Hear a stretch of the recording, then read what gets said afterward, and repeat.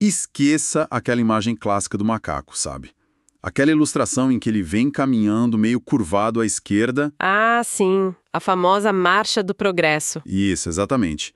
Aquela em que ele vai se levantando aos poucos, passando por várias fases, até virar um humano moderno, ereto, de repente segurando uma maleta de trabalho. Pois é, essa imagem é um clássico, mas ela nos convenceu de uma mentira muito reconfortante, na verdade. Uma mentira que dá aquela sensação de que o trabalho pesado da biologia já foi feito, né?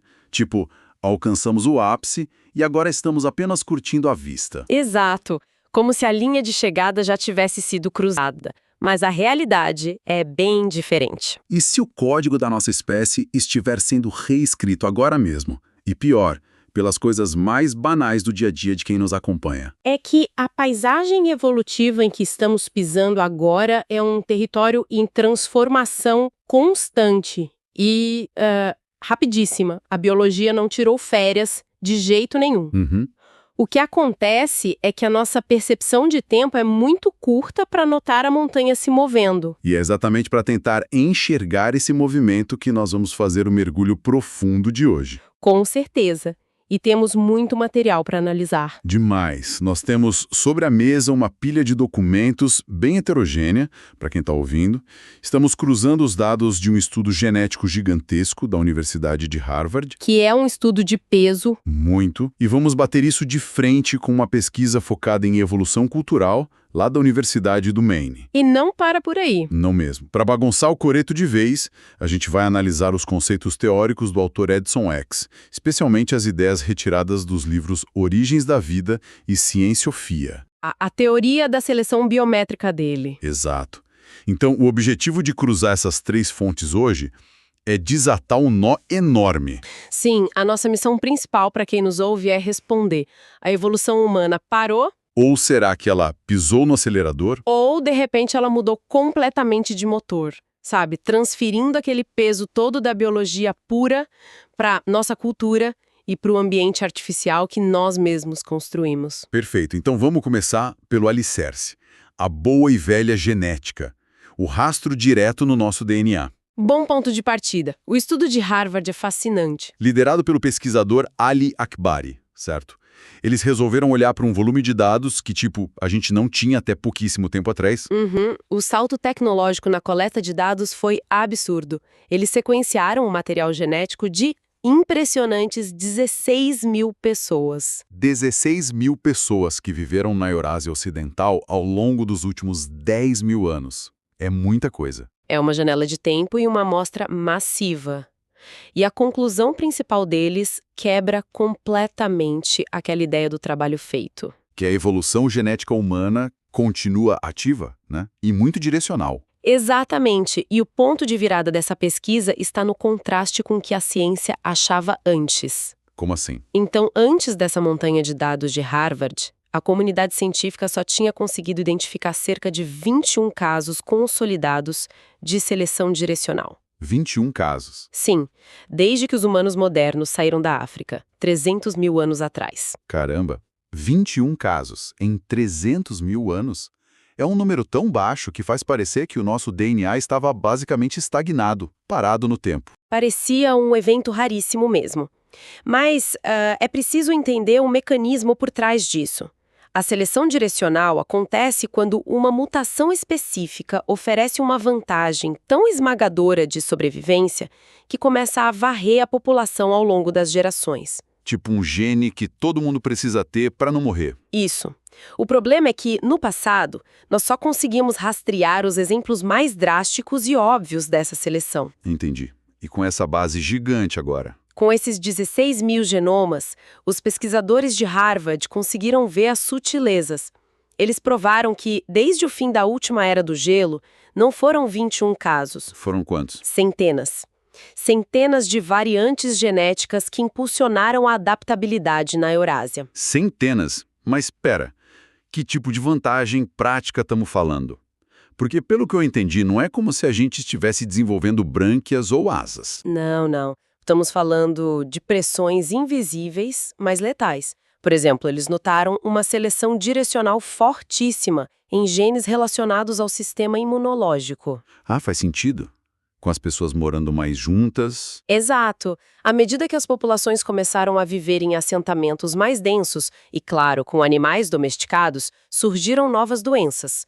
O genoma teve que se adaptar para criar resistência a patógenos específicos. Uma questão de sobrevivência básica. Sim, e outro exemplo clássico que eles observaram em detalhes foi a persistência da lactase. A coisa de beber leite de vaca. Isso, a capacidade de digerir o leite na idade adulta não é o padrão original da nossa espécie. Mas nas regiões onde a pecuária virou a base da sobrevivência no inverno europeu, quem conseguia extrair calorias do leite tinha uma chance muito maior de não morrer de fome. E aí o gene foi selecionado. Se espalhou como fogo. Nossa, é como uma atualização de software rodando em segundo plano, sabe? Nós estamos lá, construindo cidades, inventando a roda, totalmente focados no mundo exterior. E nem percebemos a barra de progresso avançando no nosso código-fonte. Exato. Mas isso me leva a uma questão que os dados de Harvard não respondem sozinhos. Nós inventamos tecnologias para resolver esses problemas, certo? Certo. A agricultura, o aquecimento, as roupas de inverno. Se nós não dependemos mais do nosso corpo nu para resistir a uma nevasca, e se não dependemos de correr atrás da caça para comer, essa seleção natural genética lenta não perde o sentido. É uma ótima pergunta. A tecnologia não deveria tornar o nosso DNA, um pouco imune a essas pressões do ambiente? Olha, a biologia natural de fato perdeu o monopólio de ditar as regras da sobrevivência.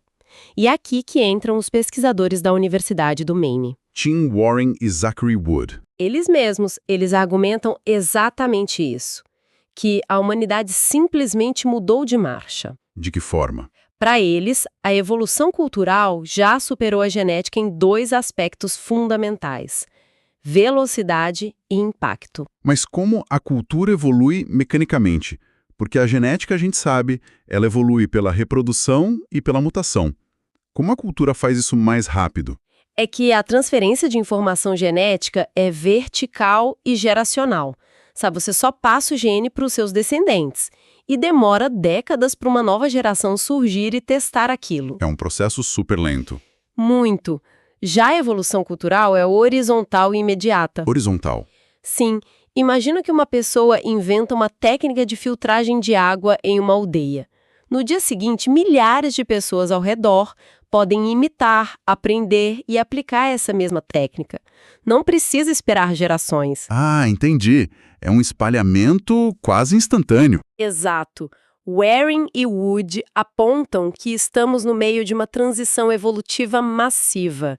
Eles dizem que deixamos de ser apenas organismos biológicos individuais competindo entre si e estamos nos tornando grupos culturais altamente cooperativos. Eles usam um termo bem forte para isso na pesquisa, não usam? Usam. Eles chegam a falar em um superorganismo. Superorganismo? Sinceramente, isso soa como ficção científica para mim. Tipo, formigas de uma colônia operando com uma mente só. A analogia com insetos sociais como formigueiros e colmeias é exatamente a que eles usam. Sério? Sim, a formiga individual não sobrevive sozinha. A inteligência e a adaptação estão no grupo.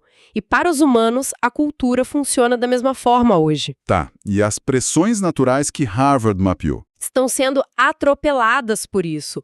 Pense na nossa visão, por exemplo. Em um ambiente selvagem, pré-histórico, uma miopia severa seria uma sentença de morte, certo? Com certeza. Não ia ver o predador chegando. A seleção natural removeria esse gene gradualmente. Mas hoje, a cultura inventou os óculos e as lentes de contato num piscar de olhos evolutivo. O gene da miopia não te mata mais. Nossa, ou a questão do nascimento humano. A bacia humana tem um limite físico óbvio por causa do nosso andar ereto, mas nossos cérebros ficaram gigantes. Isso criava um gargalo evolutivo terrível. Exato! E como a cultura respondeu a isso?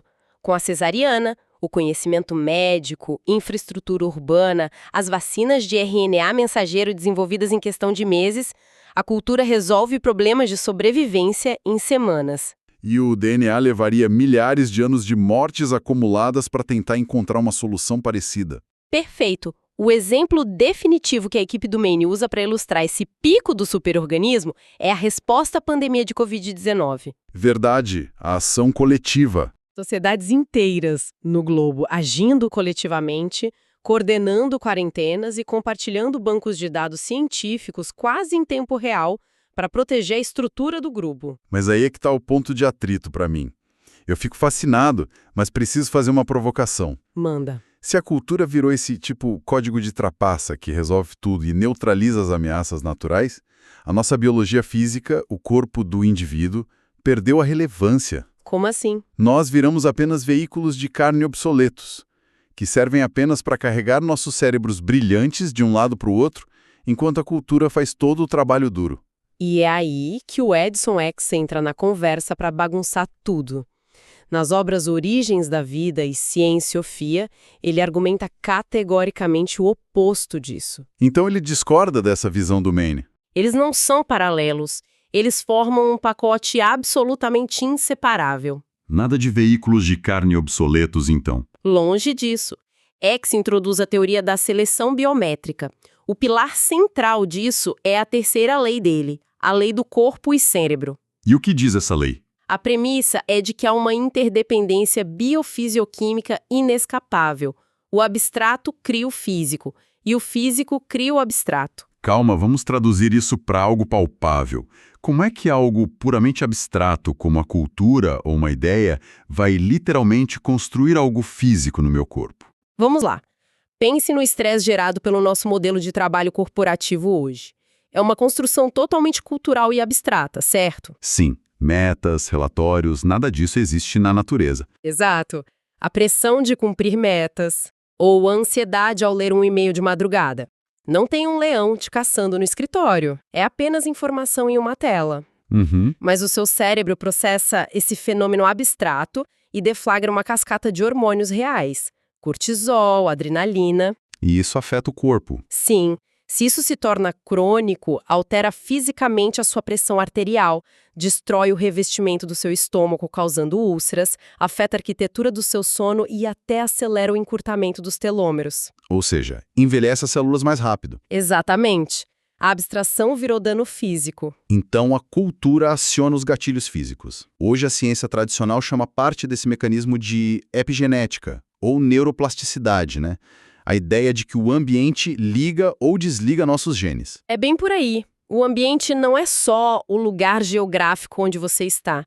É o que você faz, o que você lê, a música que você ouve, o estresse que você passa. Tudo isso entra na equação. A lei do corpo e cérebro de X propõe que essas abstrações reconfiguram a nossa máquina orgânica o tempo todo. Mas há um detalhe na teoria de X que bate de frente, com força, com a fundação da biologia evolutiva clássica. O que é? Ele rejeita completamente a existência do acaso nas mutações. Peraí, mas a biologia moderna inteira é construída sobre a ideia de mutações aleatórias. A variação genética surge por erros aleatórios na cópia do DNA e a natureza seleciona o que funciona. Como ele sustenta essa recusa? Ele contesta essa aleatoriedade usando a própria física. X cita a teoria do caos do matemático Henri Poincaré. Aquele do efeito borboleta e tal? O próprio Poincaré dizia que fenômenos hipercomplexos, como a formação de uma tempestade, parecem caóticos e imprevisíveis para nós. X argumenta que na biologia acontece a mesma coisa. Então não é aleatório, a gente que não entende a regra. Exato.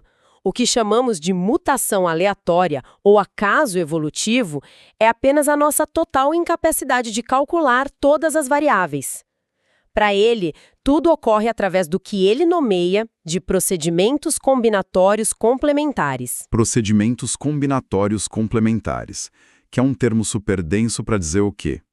Que há uma regra por trás do que parece erro? Isso significa que a mutação não é um dado jogado para o alto sem motivo algum. O ambiente exerce pressões invisíveis que interagem quimicamente com o organismo, forçando combinações específicas. Então tem um motivo químico ou físico? Sim. Se não conseguimos prever a mutação hoje, é porque as leis e as variáveis envolvidas ainda são incógnitas para nós, e não porque o universo simplesmente jogou os dados de forma cega. O ambiente, seja ele natural ou artificial, não é um filtro passivo, ele é um agente ativo. Nossa, para visualizar isso me lembra muito a evolução dos videogames. Como assim? Pensa bem, nos jogos mais antigos, o cenário era só uma pintura estática. Você controlava o boneco, passava pelo obstáculo, mas a árvore lá no fundo era de papelão, ela não interagia. Na biologia clássica, o ambiente parecia isso, um filtro estático pelo qual a espécie tenta passar. Ah, entendi. Mas na visão de X, é como um videogame moderno de mundo aberto com motor de física super avançado.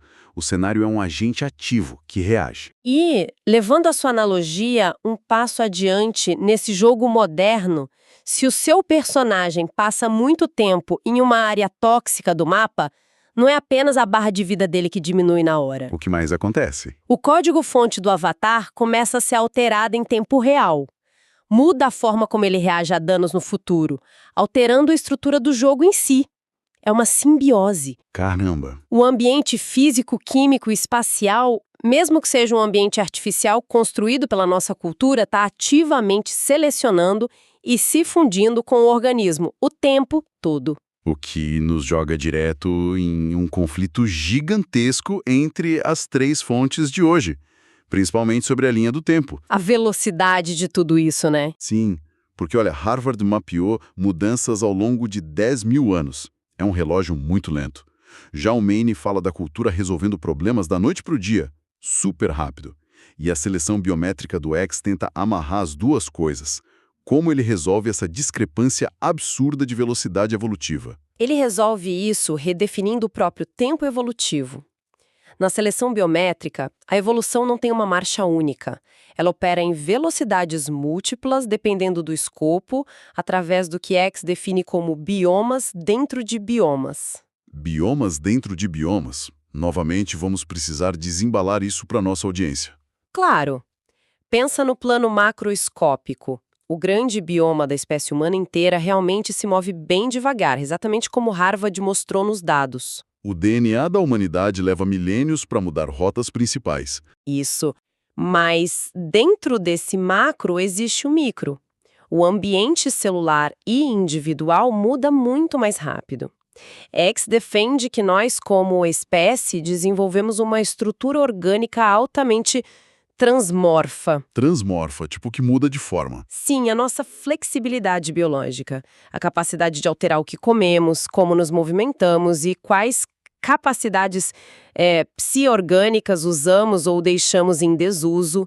Tudo isso é o que permitiu ao Homo sapiens cruzar o globo inteiro. Enquanto outros hominídeos foram extintos porque eram rígidos demais. Exatamente. O uso e desuso molda o micro muito rápido. Então a velocidade da evolução muda de acordo com a lente que você usa. Se você olha para a espécie toda, é lenta. Se você olha para a cultura do Maine, é rápida.